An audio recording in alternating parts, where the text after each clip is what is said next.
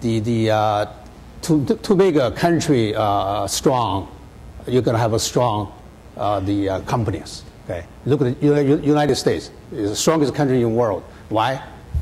The 36% of the top Fortune 500 multinationals are the United States. Okay, and in China, there's very few companies really are multinational companies. However, that's the direction that is moving to. Okay, I think you will see in the next some years that some multinationals come out of Chinese roots. Some of them may be private roots. Some of them may be modified, current state-owned. Okay, one of the things we're doing now is that we have partitioned our asset into 4 silos based on the the component, the product structure. The idea is to IPO one by one. Okay, so therefore they become a public company. They have the ownership structure. We think that that's the system that's called modern, the enterprise system is something that we all have to do. Okay, so in a way, state-owned business becomes somewhat privatized. So they're moving towards this direction. Thank you. We've got some interesting questions coming in, and just before I turn to them, I wanted to turn to Clarence just to follow up just a little bit on some of the attitudes of some of those big Western multinationals toward these political questions inside China these days. We've certainly heard, maybe to an unusual extent, some of the big CEOs of Western multinationals that have a lot of business interests in China speaking out in the last couple of years a little more bluntly about their concerns about the direction of economic reform or the openness of the Chinese economy. I think partly that connects to what Dazong was talking about the size of the biggest state-owned players there and their financial power. Yep. How do you see kind of Western business attitudes toward China evolving? Are the big Western companies eager now to see a faster pace of opening up and change? Or do you think, as you were saying earlier, that at the end, the sort of stability, steady as she goes attitude is still to the greatest advantage? I think if you look at let's first address the questions of whether the SOE become a major competitors of multinational operating in China. If you just look at the latest survey done by the American Chamber of Commerce in China, I think one of the top 3 operating concern in China of the U.S. multinational operating in China is the competition coming from the state-owned enterprise. They're very powerful, they're well-financed, and in many sectors, they enjoy a unique ownership position. And so I think definitely that is a major concern. If you look beyond that, I think in fact, when you talk about recently, in the last few years, you hear Western executives start speaking out on what the Chinese government has to improve on. To me, that's actually an improvement. If you go back 5 years, nobody dared to say anything negative about the government in fears of retaliation. Right now, at least, different major corporations can speak out and believe that the Chinese government will deal with it accordingly and respond in a more rational manner, rather than in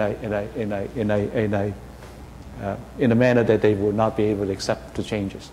So I think it's actually an improvement. Which means the two sides are becoming more open. They are more likely to bring the issue up to the table to talk about it. Similar, I think we see a lot more interaction, a lot more dialogue between the U.S. and China, not just between the two governments, but also the track 2 of the S&ED dialogue. You got the businesses, you got the former government official involved in creating a lot more discussion. I think those are all good signs. I think with more dialogue, with better understanding, we'll see more openness. And my concern, to me, from a businessman standpoint, is I'm worried about all the issues that we talk about. To me, is the currency issue and the democracy issue are very similar in the sense that we all believe that it has to change, but the Western view of the speed of change is so different from the Chinese point of view as to the speed, the appropriate speed. So what is right and and then also the definition is different too. And what is appropriate currency level, and the same thing for the democracy level. So and if we don't deal with that properly, when it comes next year election year, those issues, I think civil rights, the currency issue will again be front and center in the U.S. I don't know how both governments are going to manage that. Maybe we can ask the expert to talk about it, because it's two tricky questions: currency and political change. Right. Well, we've got a few questions that have come in. If you have questions, I think you know the routine. Maybe write them down, and they'll be collected. There's several different questions on the degree of political change, and a couple of them reflect one. Maybe I'll ask Cheng Li to start us off on this, but we haven't talked much about the current political crackdown, if you will, that's going on inside of China with the arrest of with lawyers who work on rights issues, and in a case that's captured a lot of attention in the United States, the prosecution of Ai Weiwei. Do you feel that the climate, relatively conservative climate for political outspokenness in China right now, reflects some of the tensions in the run-up to the Party Congress?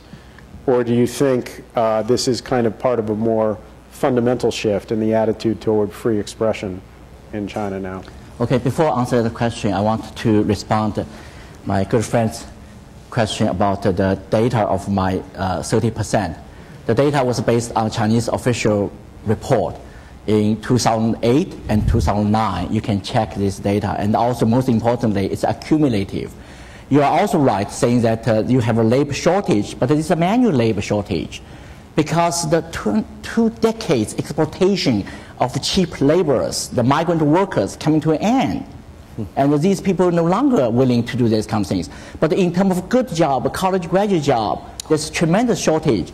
And China's Shanghai anchor person, Zhou Libo, and Shelley Yang's friend, he had made a joke. He said, you have a job, you have 1,000 applicants, so he immediately dropped these 500 applicant resumes. His reason is, I don't like unlucky one.